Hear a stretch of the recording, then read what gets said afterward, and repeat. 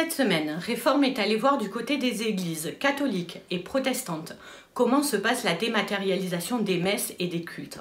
Si Emmanuel Macron a annoncé mardi la reprise possible des célébrations religieuses dès ce samedi, certaines questions restent d'actualité.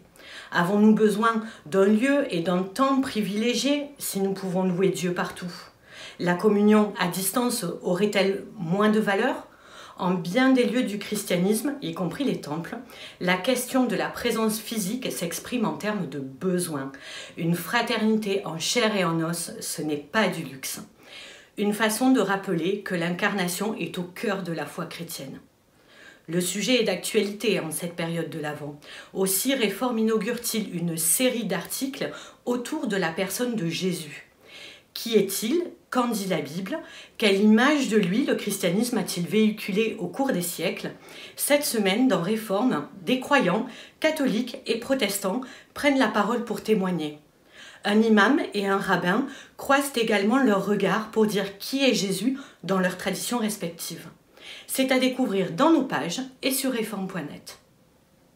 Il est des sourires qui annoncent des lendemains meilleurs. Sur la couverture du Pèlerin cette semaine, le sourire de Nathalie Seton, aumônière dans un hôpital d'Argenteuil au nord de la région parisienne.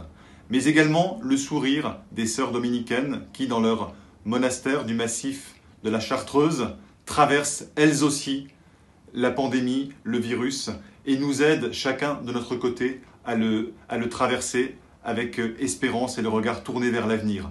Et enfin, le sourire des enfants du Nord Kivu, cette région parmi les plus oubliées et dangereuses au monde, où les Augustins de l'Assomption, qui fondèrent jadis le Pèlerin il y a 1 siècle et demi, viennent d'ouvrir une école de la paix. Tous ces sourires sont autant de promesses d'avant, de promesses d'une joie déjà là, et c'est la vocation profonde de notre journal que de cultiver journalistiquement cette semaine cette joie, ce regard tourné vers l'avenir. Parmi toutes ces choses que l'année 2020 sera venue bousculer dans nos vies, il y a bien évidemment notre rapport au temps entre confinement, déconfinement, couvre-feu, reconfinement. Cette semaine dans la vie, à la veille du début de l'Avent, nous avons voulu nous arrêter sur cette idée même de l'attente. Avec la philosophe Adèle Van Rett, avec Marion Muller-Collard, avec frère Émile de Thésée, nous nous interrogeons comment apprendre de l'attente, comment en faire un temps non pas passif mais actif, une vraie maturation, et comment l'Avent peut-il être pour nous une école de patience. Nous revenons également sur la santé des prêtres français.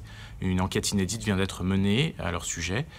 S'ils se disent plutôt en meilleure santé que la population, ils montrent aussi beaucoup plus de signes de dépression. Tout cela est à retrouver cette semaine dans l'hebdomadaire La Vie. Bonjour, combien de fois n'avons-nous pas entendu que la situation était apocalyptique? Les crises écologiques, sanitaires, économiques, les attentats et puis cette foi aveugle dans le progrès qui désormais laisse la place à une crainte tout aussi aveugle de l'avenir. Le monde semble donc courir à une catastrophe inéluctable, c'est la fin du monde, c'est l'Apocalypse. Mais pourtant, le dernier livre précisément de la Bible, l'Apocalypse, ouvre justement un tout autre horizon. Il évoque le retour du Christ et sa victoire sur le mal. C'est un véritable antidote justement contre le fatalisme ambiant que nous vous proposons cette semaine dans Famille Chrétienne. Nous vous proposons aussi de découvrir à Saint-Émilion en Gironde une fresque monumentale sur l'Apocalypse dans le cloître de l'église de Saint-Émilion, peinte par François Pelletier, un artiste peintre, une véritable catéchèse en images sur cet apocalypse. En résumé, de l'espérance et de la beauté dans Famille Chrétienne cette semaine, voilà qui devrait permettre de sauver le monde. À la semaine prochaine.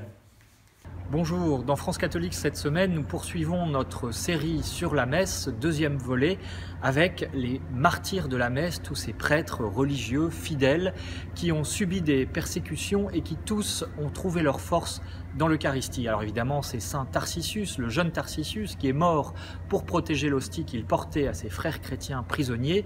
Ce sont les martyrs d'Abitène qui disaient « Nous ne pouvons pas vivre sans la messe ».